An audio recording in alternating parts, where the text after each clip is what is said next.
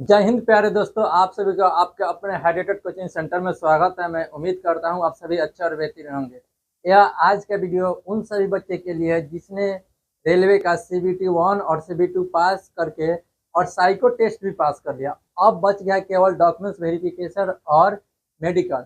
तो उन सभी के लिए बहुत ही इंपॉर्टेंट वीडियो है। डॉक्यूमेंट्स वेरिफिकेशन में कौन कौन सा सर्टिफिकेट चाहिए, उसके बाद मेडिकल क्या होगा, उन सभी के बारे में अच्छे से बताऊंगा।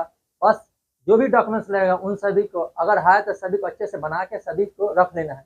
क्या क्या लगेगा, उसके बाद मेडिकल में क्या होगा, उन सभी को बताएंगे। तो आप सभी को अच्छे से देखना है, समझना है और सभी डॉक्यूमेंट्स को रखना है, ठीक है, पास में। अब यहाँ ध्यान दो, आप सभी ने CBT 1 पास कर लिया, CBT 2 पास कर लिया। अब इसके बाद CBT यानी साइको का पास हो गया। उसके बाद आपका नंबर आ गया है डॉक्यूमेंट्स वेरिफिकेशन करना। उसमें क्या लगेगा, जो भी डॉक्यूमेंट्स वह सभी देख लो। सबसे पहले आपने अगर यदि टेंथ पास किया है और टेंथ पास करने के बाद आपने ITI डायरेक्ट कर लिया है, तो टेंथ और ITI का मार्कशीट चाहिए। और टेंथ ट्वेल्थ पास किया है, उसके बाद ITI किया है, तो समझ लो टेंथ और ट्वेल्थ इन सभी का मार्कशीट और सर्टिफिकेट चाहिए, ठीक है। और यह सभी होने के बाद ITI है तो ITI का सर्टिफिकेट चाहिए, या डिप्लोमा किया तो डिप्लोमा, बीटेक है तो बीटेक। और यह भी ध्यान दो, अगर आपका किसी किसी समझ लो किसी किसी का जो है सेमेस्टर वाइज होता है, किसी किसी ईयरली होता है। तो अगर आपका सेमेस्टर वाइज है तो सभी सेमेस्टर का पूरा मार्कशीट चाहिए, ठीक है। उसके बाद फाइनल सर्टिफिकेट मिलता है, वो भी चाहिए, ठीक है। ये सभी डॉक्यूमेंट्स होना चाहिए, जरूरी है इन सभी डॉक्यूमेंट्स का, ठीक है, यहाँ ध्यान देना। यानी कि टेंथ और ट्वेल्थ का मार्कशीट के अलावा जो आपको चाहिए, या ITI, डिप्लोमा और बीटेक, सेमेस्टर वाइज है तो सेमेस्टर वाइज और ईयरली है तो ईयरली। उसके बाद हमारा फाइनल सर्टिफिकेट चाहिए।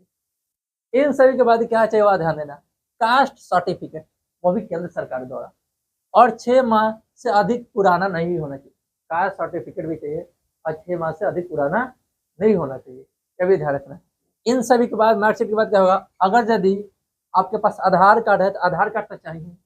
आधार कार्ड के अलावा कोई ऐसा इधर है, कोई ऐसा गलती है तो उसके लिए pan card, voter ID card और पासपोर्ट, DL, ये सभी चाहिए। यानी कि आधार कार्ड तो चाहिए है, इसके बाद इन सभी डॉक्यूमेंट्स भी रख लेना, यानी कि pan card, voter ID card, passport और DL, ठीक है, इन सभी को होना चाहिए।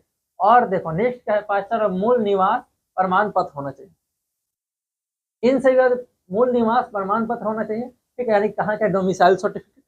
इसके बाद ध्यान देना, फोटो फोटो 8 से 10 बनवा लेना, 8 से 10 फोटो होना चाहिए, 8 से 10। और देखो एक का है कार्यरत में, अगर कहीं आप सरकारी जॉब में हैं, उसके अलावा आप ड्राइवर बनना चाहते हैं, उसमें क्या होता है आपको कि उसका NOC बनाना होगा, जिस विभाग से है वहां से बनवा लेना होगा, ठीक है, NOC। उसके बाद फॉर्म भरे थे, भरे गए, उस समय जो फोटो कॉपी था, जो फॉर्म भरे थे, जो आपको रिसीविंग मिला था साइबर के द्वारा, चाहे जहां से भरे थे, उसको आपको फोटो कॉपी करके लेके जाना, ठीक है। इसके बाद फॉर्म भरते समय अगर आपको किसी प्रकार के एरर है, अगर फॉर्म भरते समय आपको कहीं पिताजी के या माता का नाम में स्पेलिंग में चाहे लिखावट में एरर है, गलती है, तो आपको उसके लिए एफिडेविट बनवाना होगा, एफिडेविट बनवाना होगा और उसको लेके जाना होगा, ठीक है।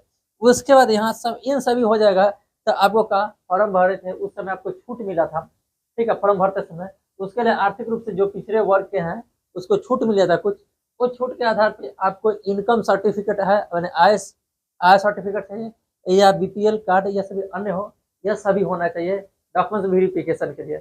इसके बाद आपको रेलवे वाले ने आपको एक लिंक देगा, उस लिंक पर आपको क्या करना है, इस सभी डॉक्यूमेंट्स को अपलोड करना है। और इसके बाद समझ लो आपका मेडिकल होगा। अब बाकी जो भी डॉक्यूमेंट्स हैं इन सभी को, इन सभी का 2-2 करवा कर लेके जाना है, और 2-2 करवाओगे, वहाँ पे मेडिकल में सभी जांच होगा, जांच होने के बाद आगे आपका सिलेक्शन होगा, ठीक है। अभी तक हम डॉक्यूमेंट्स वेरिफिकेशन बताए हैं। अब मेडिकल में क्या लगेगा, मेडिकल के लिए जो भी डॉक्यूमेंट्स जो भी लगेगा सबका चेक होगा, वह सभी बताएंगे। अब आगे चलते हैं हम मेडिकल की ओर। मेडिकल टेस्ट में क्या क्या होगा, आपको क्या क्या सावधानियां बरतना है, उन सभी पर ध्यान देना। देखो आई टेस्ट सबसे इंपॉर्टेंट है, आई आँख का सबसे अच्छा से जांच होगा। आँख में किसी प्रकार के प्रॉब्लम नहीं होना चाहिए, किसी परेशानी नहीं होना चाहिए, ठीक है, आँख में किसी बार दिक्कत नहीं होनी चाहिए। आई टेस्ट में देखो जैसे कलर विजन, विजन टेस्ट जो होता है, इसमें आई टेस्ट में जो होगा ना 6/6 होना चाहिए विदाउट ग्लास, ठीक। इसका नियर विजन जो होता है आपको 0.6 से 0.6 होना विदाउट ग्लास का होना चाहिए। इन सभी के बाद आता है क्या, नाइट विजन, मीसोपिक विजन, इन सभी का अदर टेस्ट होगा। ठीक है, इसके बाद आँख का टेस्ट हो जाएगा अच्छे से, तब जाके आपका आगे जो होगा कहा ईयर टेस्ट, साउंड टेस्ट। आपको साउंड सही से सुनाई दे रहा है ना, किसी बार कैसे सुनने में परेशानी तो नहीं है, तो साउंड टेस्ट हो जाएगा, तब जाके आपका आएगा ब्लड टेस्ट होगा, यानी कि ब्लड चेक कर लेगा, इससे पता किसी बार ऐसा बीमारी तो नहीं है आपके शरीर में। ठीक है, इस बीमारी को जांच के लिए इसे अच्छे से चेक करेगा, ब्लड टेस्ट, छोटा मोटा टेस्ट होता है ब्लड टेस्ट, आपका टेस्ट लेगा। इसका यूरिन टेस्ट, आपको बीमारी पता करने के लिए चेक करने का शरीर में किसी बीमारी तो नहीं, यूरिन टेस्ट। इन सभी के बाद हो जाए देखो ईसीजी। ठीक है, ईसीजी चेक भी होता है, यानी कि समझ लो आप सभी अच्छे से जाओगे चेक कराओगे, ईसीजी जब चेक कराओ तो नॉर्मल रहना। ठीक है, नॉर्मल रहना, नहीं तो समझ लो घबरा जाओगे, किसी ऐसा परेशानी हो जाओगे, आपका ईसीजी में हो सकता है कि किसी बार के एरर आ जाए। ठीक है, ईसीजी चेक होगा। इसके बाद चेस्ट एक्सरे होगा, चेस्ट का एक्सरे होगा, चेस्ट चेक करेगा, आपको उसमें भी कोई दिक्कत नहीं है।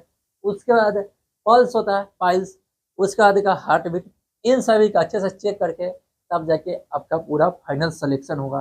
तो आपको किसी प्रकार के परेशानी हो, कहीं भी डाउट हो, आप कमेंट बॉक्स में पूछ सकते हो। ठीक है, आपके लिए सभी इंपॉर्टेंट चीज़ था, हमने समझाने का प्रयास किया।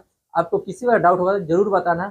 आज इतना ही रखते हैं, फिर मिलेंगे नेक्स्ट इंपॉर्टेंट वीडियो में, तब तक के लिए ओके बाय।